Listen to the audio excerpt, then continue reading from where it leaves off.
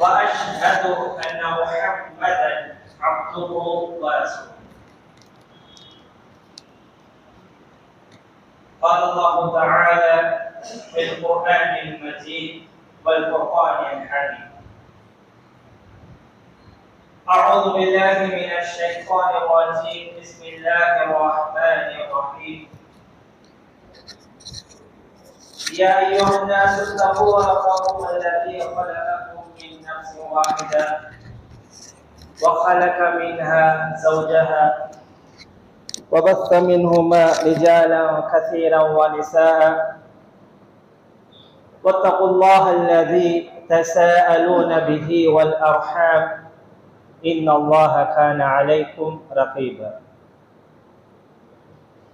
يا أيها الذين آمنوا اتقوا الله حق تقاته ولا تموتن إلا وأنتم مسلمون. يا أيها الذين آمنوا اتقوا الله وكونوا مع الصادقين. يا أيها الذين آمنوا اتقوا الله وقولوا قولا سديدا يصلح لكم أعمالكم ويغفر لكم ذنوبكم ومن يطع الله ورسوله فقد فاز فوزا عظيما. وقال النبي صلى الله عليه وسلم: فإن خير الحديث كتاب الله وخير الهدي هدي محمد صلى الله عليه وسلم وشر الأمور محدثاتها وكل محدثة بدعة وكل بدعة ضلالة وكل ضلالة في النار. புகழ் அனைத்தும் எல்லாம் வல்ல அல்லாஹ் ஒருவனுக்கே உண்டாவட்டுமாக. அவனது சாந்தியும் சமாதானமும் இறுதி இறை தூதர் முஹம்மது ஸல்லல்லாஹு அலைஹி வஸல்லம் அவர்களின் மீதும் அன்னாரின் குடும்பத்தினர்கள், தோழர்கள், தாபிஈன்கள், தபா தாபிஈன்கள் மற்றும் நம் அனைவர் மீதும் என்னென்றும் உண்டாவட்டுமாக. அன்புக்குரியவர்களே, அல்லாஹ்வின் கிருபையால் அன்வாவுல் வஹி இறை செய்தியின் வகைகள் என்ற தலைப்பில் கீழ் கிட்டத்தட்ட 5 வகைகளை நம்ம பார்த்தோம். முதலாவது உண்மையான கனவு.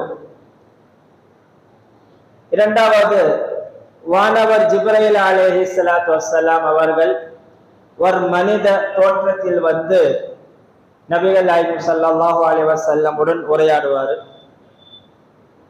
மூன்றாவது வானவர் ஜிப்ரீல் அவருக்கென இருக்கக்கூடிய அந்த தோற்றத்திலே, எந்த தோற்றத்தில் அல்லாஹ் ஜிப்ரீல படைத்தானோ அதே உருவத்தில வந்து உரையாடுவாங்க. நான்காவது சில நேரத்தில் வஹி மணி ஓசையை போன்று வரும். ஐந்தாவது நபிகள் நாயகம் ஸல்லல்லாஹு அலைஹி வஸல்லம் அவர்களே 7 வாளை தாண்டி அல்லாஹ் தன் இடத்துல அழைத்து அங்க வச்சு உரையாடுவார். இதுவரைக்கும் நாம் கடந்த வாரத்தில் பார்த்திருந்தோம். இன்ஷா அல்லாஹ் இந்த வாரத்தில் அதனுடைய தொடர்ச்சியாக கடைசி வகை 6வது வகை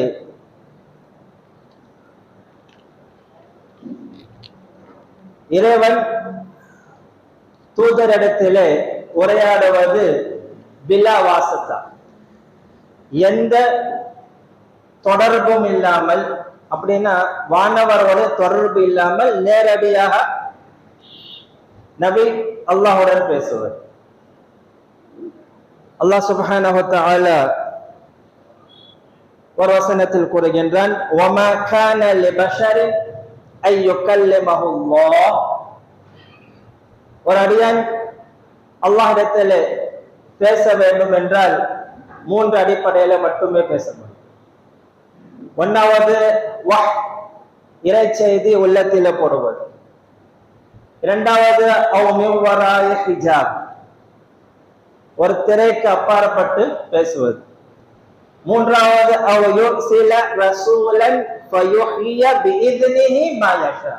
ஒரு தூதரை அனுப்பி அவர் மூலமாக இறை செய்தியை உள்ளத்தில போடுவது. இந்த மாதிரி மூன்று வகையாக அல்லாஹ் சுப்ஹானஹு வ தஆலா குர்ஆன்ல சொல்கிறார்.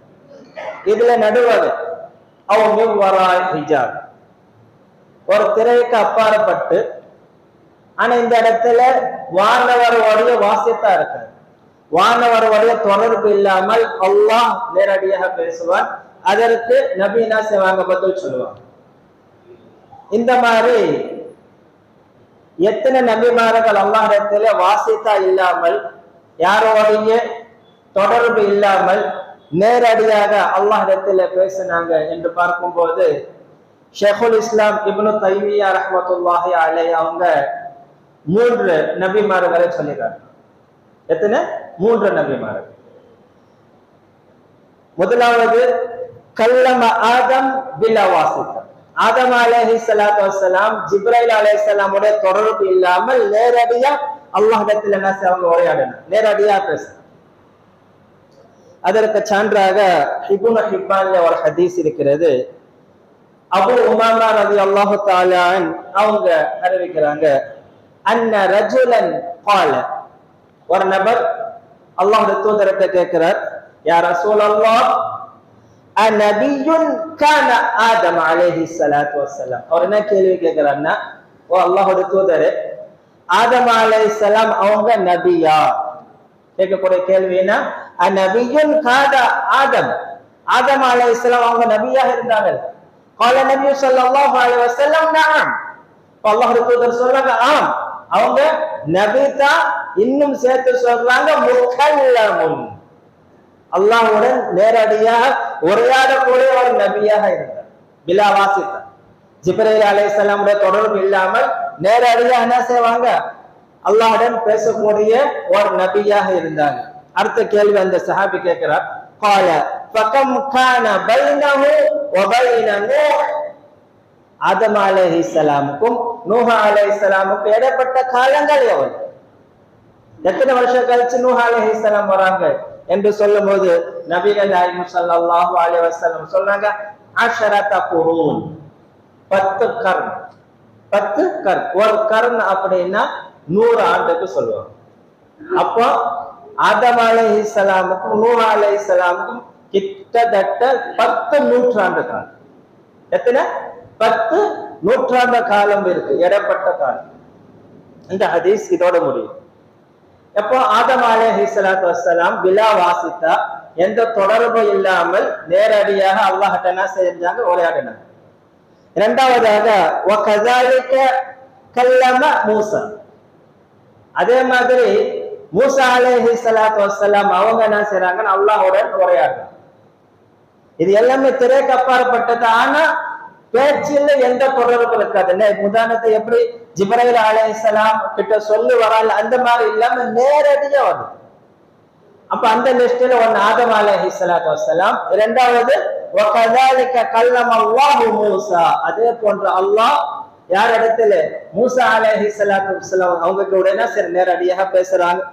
சூரா அன்-நிஸா 164வது வசனத்தில் அல்லாஹ் கூறுகின்றான், வகல்லம அல்லாஹு மூசா தக்லீமா, மூசா அலைஹிஸ்ஸலாம் அவர்களை பேச்சாளராக, தன் கூட பேசக்கூடிய ஒரு நபராக ஏற்றுக்கொண்டான். அல்லாஹ் என்ன செஞ்ச? அவங்க கிட்ட பேசினா, உரையாடினான் என்று சொல்ற.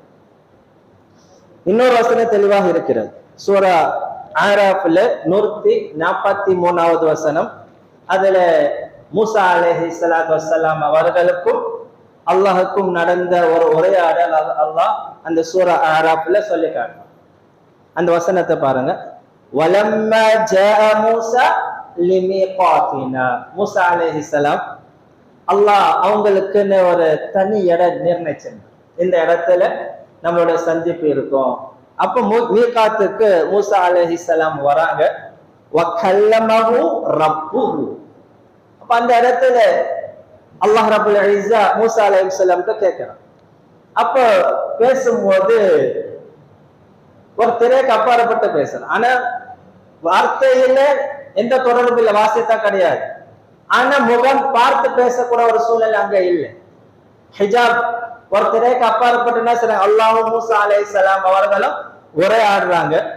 அப்ப மூசா அலைஹிஸ்ஸலாத்து வஸ்ஸலாம் அவர்களுக்கு அந்த தேடல் வரும், அல்லாஹ்விட்டு நேரடியா பேசக்கூடிய ஒரு பாக்கியம் நம்மளுக்கு கிடைச்சிச்சு, அல்லாஹ்வுடைய முகத்தை பார்க்கலாமே என்ற அந்த ஆர்வம் அவங்களுக்கு ஏற்படுது.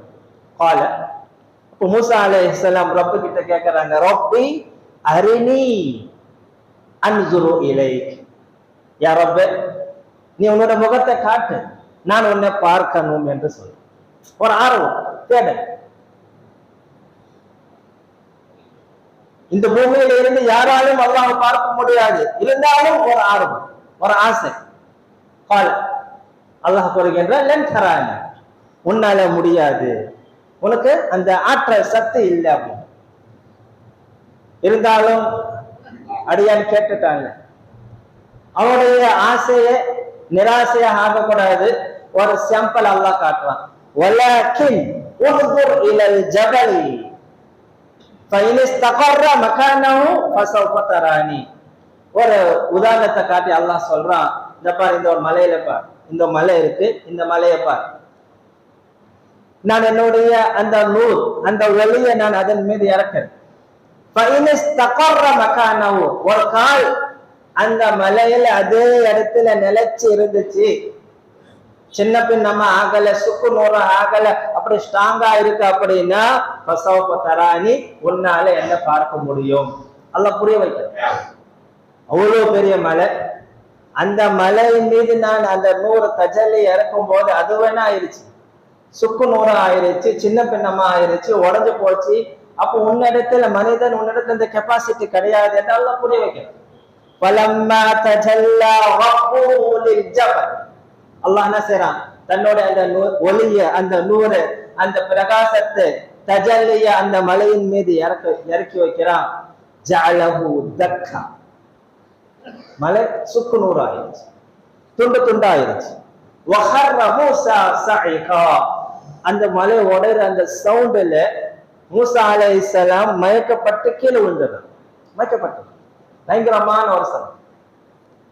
ஃபலம்மா அஃபாக, சிறிது நேரம் கழிச்ச பிறகு அவங்களுக்கு தெளிவு வருது.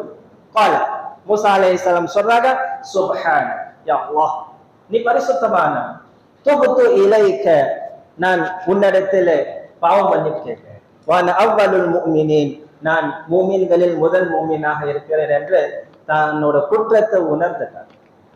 தெரியும் அவங்க, இருந்தாலும் அவங்க ஆசைப்பட்டது அது தவறு என்று புரிஞ்சுக்கிட்டார்.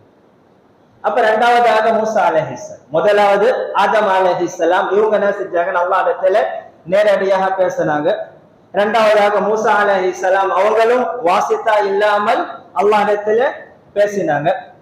மூன்றாவது நம்மளோட நபி முஹம்மது ஸல்லல்லாஹு அலைஹி வஸல்லம் அவங்களுக்கு வந்த பாக்கியம் கிடைச்சது. எங்க? அல் இஸ்ரா வல் மிஅராஜ், மிஅராஜோட அந்த பயணத்துல கடந்த வாரத்துல நம்ம நீண்ட ஹதீஸ் சொன்னோம். அல்லாஹ் கிட்ட போய் கேட்பாங்க, 50 வேளை தொழுகை கடமையாக்கப்பட்டது, கொஞ்சம் கொஞ்சமா குறைச்சு வந்து அப்போ என்ன செய்யறாங்க, அல்லாஹ் இடத்துல பேசுறாங்க, உரையாடுறாங்க. அதுவும் ஒரு திரைக்கு அப்பாற்பட்டது. ஆனா வானவரோட தொடர்பு இல்லாமல் நேரடியாக பேசுறாங்க. பல சஹாபாக்களுக்கு ஒரு டவுட் இருந்துச்சு. நபிகள் நாயகம் ஸல்லல்லாஹு அலைஹி வஸல்லம் அவர்கள் மிஅராஜுக்கு போனாங்க. இப்ப இவங்க அல்லாஹ்வுடைய சந்திப்பு கண்களால இருந்துச்சா இல்ல வாய்ஸ் மட்டுமே கேட்டாங்களா என்ற ஒரு கேள்வி சஹாபாக்கள் மத்தியில சில குழப்பங்கள் இருந்துச்சு. ஆனா தீர்க்கமான கருத்து என்ன அப்படின்னா, நபிகள் நாயகம் ஸல்லல்லாஹு அலைஹி வஸல்லம் தன்னுடைய கண்களால அல்லாஹ்வை பார்க்கவில்லை. இதற்கு சான்றாக ஒரு ஹதீஸ் இருக்கிறது. அதுல ஆயிஷா ரலியல்லாஹு தஆலா அன்ஹா அவங்க அறிவிக்கிறாங்க, قالت من حدثك ان محمد صلى الله عليه وسلم راى ربه فقد كذب. நபிகள் நாயகம் ஸல்லல்லாஹு அலைஹி வஸல்லம் மிஅராஜில அல்லாஹ்வை தன் கண்ணால பார்த்தாங்க என்று சொல்கிறாரோ அவன் பொய் சொல்கின்றான், அவன் பொய் சொல்கிறான். வஹுவ யகூல், ஏனென்றால் அல்லாஹ் ஒரு வசனத்தில் கூறுகின்றான் லா துத்ரிகுல் அப்சார், எந்த கண்களாலும் அவனை சொல்ல முடியாது, எந்த கண்களுக்கு அந்த ஆற்றல் கிடையாது. இந்த சிறப்பு இன்ஷா அல்லாஹ் எல்லாருக்கும் உண்டு. எல்லாரும் இன்ஷா அல்லாஹ் தன்னோட கண்களால் அல்லாஹ்வை பார்க்க முடியும். எப்ப அப்படின்னா அவங்க சொர்க்கத்துக்கு போன பிறகு அல்லாஹ் ரப்புல் இஸ்ஸா சொர்க்கவாசி கிட்ட கேட்பான், எல்லா நிஅமத்துகள் கொடுத்து மகிழ்ச்சியில் இருப்பாங்க, இதை விட ஒரு சிறந்த நிஅமத் ஒண்ணு கொடுக்கட்டுமா? சொர்க்கவாசிகள் ஒண்ணுமே புரியாது, என்னடா இவ்வளோ அல்லாஹ் கொடுத்துட்டா இதை விட ஒரு சிறப்பு இருக்கா அப்படி ஆச்சரியமா கேட்கும் போது அந்த இடத்துல அல்லாஹ் ரப்புல் இஸ்ஸா தன்னுடைய அந்த உருவத்தை காட்டும். அப்ப எல்லாரும் பார்ப்பாங்க. அல்லாஹ் ரப்புல் இஸ்ஸா நம்ம அனைவருக்கும் அந்த பாக்கியத்தை கொடுக்கணும். அப்ப நபிகள் நாயகம் ஸல்லல்லாஹு அலைஹி வஸல்லம் மிஅராஜுக்கு போகும்போது அவங்க தன் கண்ணால என்ன செய்யல, அல்லாஹ்வை பார்க்கல என்று இந்த ஹதீஸ் சான்றாக இருக்கிறது. புகாரியில 6832வது ஹதீஸ், முஸ்லிம்ல ஒரு ஹதீஸ் இருக்கிறது. அபூ ஸர் ரலியல்லாஹு தஆலா அன்ஹு அவங்க அறிவிக்கிறாங்க, சஅல்து ரசூலல்லாஹி ஸல்லல்லாஹு அலைஹி வஸல்லம், நான் அல்லாஹ்வுடைய தூதர்கிட்ட கேட்கிறேன், ஹல் ரஅய்த ரப்பக், நீங்க ரப்ப மிஅராஜ்ல பார்த்தீங்களா என்று ஒரு கேள்வி அல்லாஹ்வுடைய தூதர்கிட்ட கேட்கப்படுது. قال, அப்ப நபிகள் நாயகம் ஸல்லல்லாஹு அலைஹி வஸல்லம் சொல்றாங்க, நூருன் அன்ன அவாஹ், அவன் ஒரு ஒளி, எப்படி என்னால பார்க்க முடியும், அவன் ஒரு ஒளி, என்னால் எப்படி பார்க்க முடியும் என்று இந்த ஹதீஸ் முஸ்லிம்ல 261வது ஹதீஸ். அப்போ இவங்கள் மத்தியில உரையாடல் இருந்துச்சு, பிலா வாசித்தா, எந்த தூதரோடைய சப்போர்ட் இல்லாமல் நேரடியாக என்ன செஞ்சாங்க, பேசினாங்க. அதுல ஒண்ணு ஆதம் அலைஹிஸ்ஸலாத்து வஸ்ஸலாம், இரண்டாவது மூசா அலைஹிஸ்ஸலாத்து வஸ்ஸலாம், மூன்றாவது நபிகள் நாயகம் ஸல்லல்லாஹு அலைஹி வஸல்லம் அவங்களும் பேசியிருக்காங்க. இது வரைக்கும் இறை செய்தியோடைய வகைகள் 6 வகையாக நம்ம பார்ப்போம். இப்ப நம்ம இறை செய்தினோட வகைக்கு முன்னாடி ஒரு ஆரம்பத்தில் ஒரு தலைப்பு எடுத்திருந்தோம், குர்ஆனை பாதுகாக்கக்கூடியவன் யார்? அதற்கு நாம் சூரா நிசாவுடைய ஒரு ஆயத், இன்னா நஹ்னு நஸல்னா ذிக்ர் வ இன்னா லஹு லஹாஃபிஸ், நிச்சயமாக இந்த குர்ஆனை நாமே இறக்கி வைத்தோம், அதை நாமே பாதுகாக்கக்கூடியவன் என்று அல்லாஹ் கூறுகிறான். அப்ப குர்ஆனை பாதுகாக்கக்கூடியவன் அல்லாஹ் மட்டுமே என்று நீண்ட நாளாக அந்த தலைப்புல நம்ம பார்க்கணும். இப்ப இன்ஷா அல்லாஹ் இதுக்கு பிறகு நாம் பார்க்க போறது என்னவென்றால், இந்த குர்ஆனை அல்லாஹ் எப்படி பாதுகாக்க, ரொம்ப முக்கியமானது. குர்ஆனை அல்லாஹ் எப்படி பாதுகாக்க, என்ன முறையில, எந்த அடிப்படையில பாதுகாக்க என்று நாம் தெரிந்து கொள்ள வேண்டும். ஒரு விஷயத்தை பாதுகாப்பது பார்த்தீங்கன்னா 2 விஷயம். ஒண்ணு மனனம் செய்து பாதுகாப்பது, இரண்டாவது அல் கிதாபத், எழுத்து மூலமாக எழுதி பாதுகாப்பது. இமாம் ஷாஃபி ரஹ்மத்துல்லாஹி அலைஹி ஒரு அழகான ஒரு வாசகத்தை சொல்லுவாங்க, அல் ஹிஃப்து ஸைது வல் கிதாபத்து கைது. ஹிஃப்ஸ் அப்படின்னா மனனம், மனப்பாடம் செய்வது என்பது வேட்டையாடுவது போன்று, தேவைக்கு எப்ப தேவை எப்ப எடுத்து சாப்பிட்டுக்கலாம். ஆனா வல் கிதாபத்து கைது, எழுத்து வைப்பது என்பது சிறையில் அடைப்பது போன்று, எப்ப தேவைப்படுதோ அப்ப எடுத்து பார்க்கணும். ஃப்ரிட்ஜ்ல வச்சுக்கிட்டா 2 நாள் 3 நாள் கழிச்சு நம்ம எடுத்து சாப்பிட்டுக்கிறோம், அந்த மாதிரி தான் எழுதி வைப்பது. இன்னைக்கு நம்மளுக்கு ஞாபகம் இருக்கு, மறந்துச்சுன்னா நாளைக்கு நோட் எடுத்து பார்த்தா தெரியும், ஆஹா இதுனா நம்ம யாருக்கு என்ன கொடுத்துருக்கிறோம் அப்படின்னு நம்மளுக்கு தெரியும். இப்ப ரெண்டுமே தேவை, ரெண்டுமே ஒரு விஷயத்தை பாதுகாப்பதற்கு ஒண்ணு மனப்பாடமும் இருக்கணும், அதே நேரத்தில் எழுதி வைக்கணும். இன்னும் சொல்ல போனா அப்படின்னா மனப்பாடம் செய்வதை விட எழுதி வைக்கிறதுல பெனிஃபிட் அதிகமான லாபங்கள் அதிகம். நாம என்ன சின்ன வயசுல படிக்கும் போது ஒரு சப்ஜெக்ட் என்ன செய்வாங்கன்னா 100 வாட்டி எழுதிட்டு வா, 50 வாட்டி எழுதிட்டு வா சொல்லுவோம். அப்போ அன்னைக்கு நம்மளுக்கு புரியல ஏன் அத்தனை வாட்டி எழுத சொன்னாங்கன்னு. ஆனா அன்னைக்கு எழுதுறது இன்னி வரைக்கும் நம்மளுக்கு ஞாபகம். ஆனா இன்னைக்கு அந்த அந்த முறையின மாறி போச்சு. ஒரு ஹோம்ஒர்க் பிள்ளைங்க பண்றது கஷ்டப்படுறாங்க. அன்னைக்கு 100 வாட்டி எழுத சொன்னாங்க, நம்ம எழுதணும். ஆனா அன்னைக்கு நல்ல மெமரி இருந்துச்சு. அப்போ நல்லா ஞாபகம் வச்சுக்க, ஒரு விஷயத்தை நாம் படிக்கிறத விட எழுதும் போது அது இன்னும் மெமரியா, இன்னும் மனப்பாடமாக இருக்கும். அல்லாஹ் ரப்பல் இஸ்ஸா என்ன செய்யறான்னா இந்த இடத்துல இரண்டு விதமான முறையில பாதுகாக்கிறான். ஆனா நாம் ஒரு விஷயத்தை புரிந்து கொள்ள வேண்டும், பாதுகாக்கக்கூடிய பொறுப்பு அல்லாஹ் ஏத்துக்கிறான்ல, அது கிதாபத்தா இல்ல ஹிப்ஸா? இது ரொம்ப முக்கியமான ஒரு கேள்வி. அல்லாஹ் குர்ஆனை பாதுகாக்கக்கூடிய பொறுப்பு ஏத்துக்கிறான். அது எழுத்து வடிவத்துல பாதுகாக்கக்கூடியதா இல்ல மெமரைஸ் மனப்பாடம் சொல்றாங்கல்ல அந்த வடிவத்துல பாதுகாப்பதா என்று நாம் பார்க்கும்போது அல்லாஹ் பொறுப்பு ஏற்றுக்கிறது மனப்பாடம் ரீதியாக. ஏன்னா குர்ஆன் அப்படித்தான் இறக்கப்பட்டது. குர்ஆன் கிராத் ரீதியாக மணி ஓசையை போட்டுதான் இறக்கப்பட்டது. எழுத்து வடிவத்துல குர்ஆன் இறக்கப்படவில்லை. எழுத்த வடிவத்துல நபிகள் நாயகம் ஸல்லல்லாஹு அலைஹி வஸல்லம் காலத்துல மனிதர்களால் ஏற்கப்பட்டது. நபிகள் நாயகம் ஸல்லல்லாஹு அலைஹி வஸல்லம்க்கு வஹி வரும். நபிகள் நாயகம் ஸல்லல்லாஹு அலைஹி வஸல்லம் பல சஹாபாக்கள் அதற்கு நியமிச்சிருந்தாங்க. உதாரணத்துக்கு குலஃபாய் அர்பா அபூபக்கர், உமர், உஸ்மான், அலி ரலியல்லாஹு தஆலா அன்ஹும், அதே மாதிரி சுஃபியான், அதே நேரத்தில் ஸைத் பின் சாபித் ரலியல்லாஹு தஆலா, இந்த மாதிரி பல சஹாபாக்கள் காத்திபுல் வஹி வஹி எழுதக்கூடியவனாக இருந்தாங்க. அப்ப அவங்கள வச்சு நபிகள் நாயகம் ஸல்லல்லாஹு அலைஹி வஸல்லம் என்ன செய்வாங்கன்னா வஹி வரும்போது எழுதி வைப்பாங்க. இது மாதிரி தான் எழுத்து மூலமாக பாதுகாக்கப்பட்டது. அப்ப நாம் ஒரு விஷயத்தை புரிந்து கொள்ள வேண்டும், அல்லாஹ் பாதுகாக்கக்கூடிய பொறுப்பு ஏத்துக்கிறானா அது கிராத் ரீதியாக வஹி எப்படி இறக்கப்பட்டது அந்த அடிப்படையில் அல்லாஹ்வோட பொறுப்பு இருக்கு.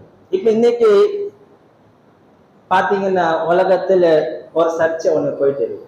இந்த கிறிஸ்தவ மிஷினரி யூதர்களோட மிஷினரி என்ன செய்யறாங்கன்னா குர்ஆனோட எழுத்து ரீதியா சில பிழைகளை வச்சுக்கிட்டு இதை பாருங்க அல்லாஹ் சொல்றாங்க குர்ஆன் பாதுகாக்கப்பட்டதுல நிறைய பிழைகள் இருக்குது. உதாரணத்துக்கு குர்ஆன்ல பாத்தீங்கன்னா ஒரு இடத்துல அலிஃப் இருக்கும், எழுத்து ரீதியா அலிஃப் இருக்கும். இன்னி அன நஸீரும் ஓதுவாங்க, ஆனா அனாண்டு அலிஃப் போட்டு இருக்கும், ஆனா அந்த இடத்துல நீட்ட மாட்டாங்க. அதே மாதிரி ல இலல்லாஹில் ஜஹீம் நம்ம லான் போட்டிருக்கோம், ஆனா அலிஃப் நம்ம உச்சரிக்க மாட்டோம்.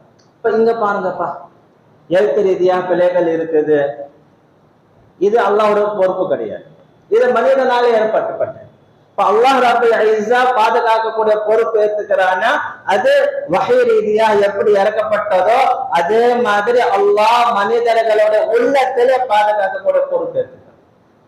குர்ஆன் எங்க பாதுகாக்கப்பட்டிருக்குது?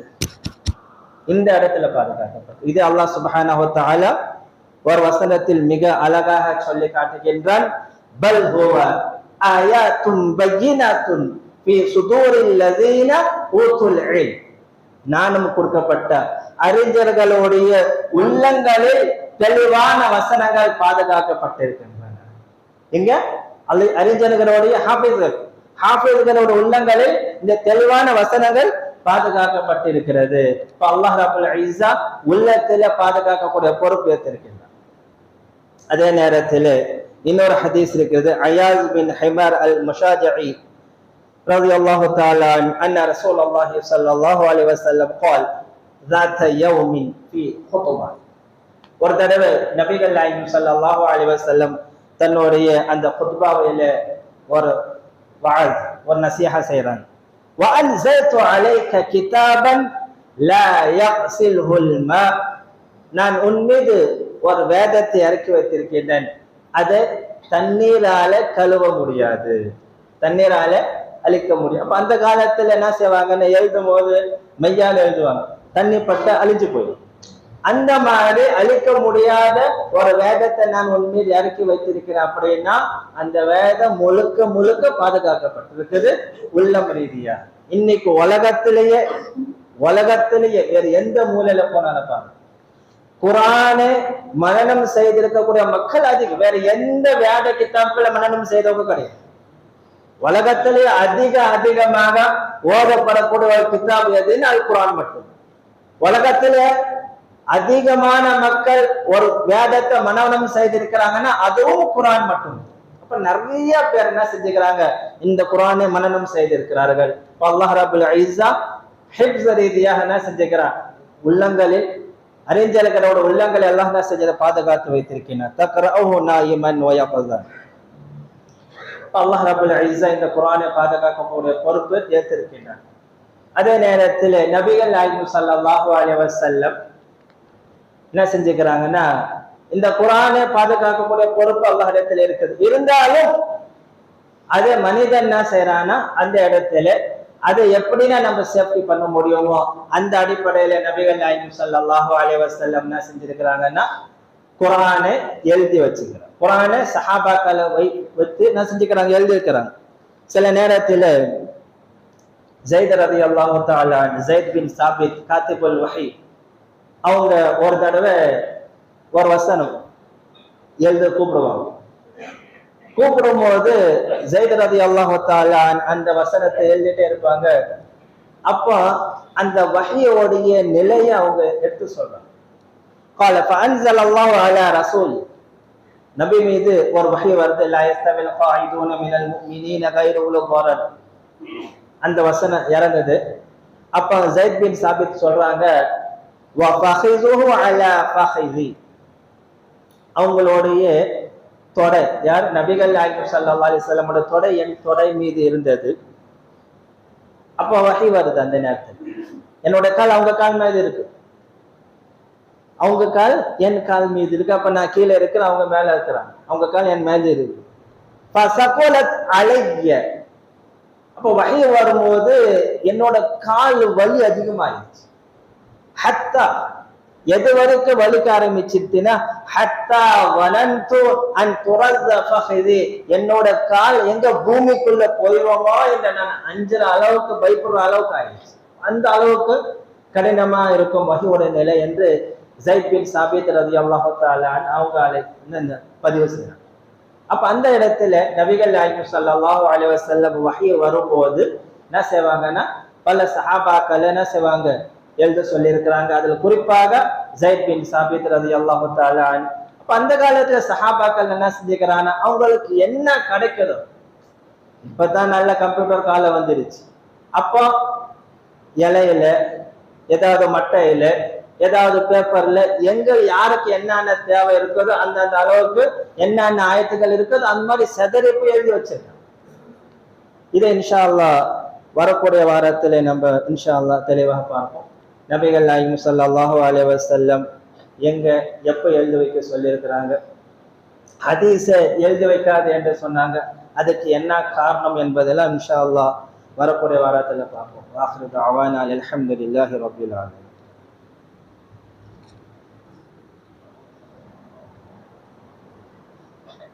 إن الحمد لله نحمده ونستعينه ونستغفره ونعوذ بالله من شرور أنفسنا ومن سيئات أعمالنا، من يهده الله فلا مضل له ومن يضلل فلا هادي له، وأشهد أن لا إله إلا الله وحده لا شريك له، وأشهد أن محمدا عبده ورسوله.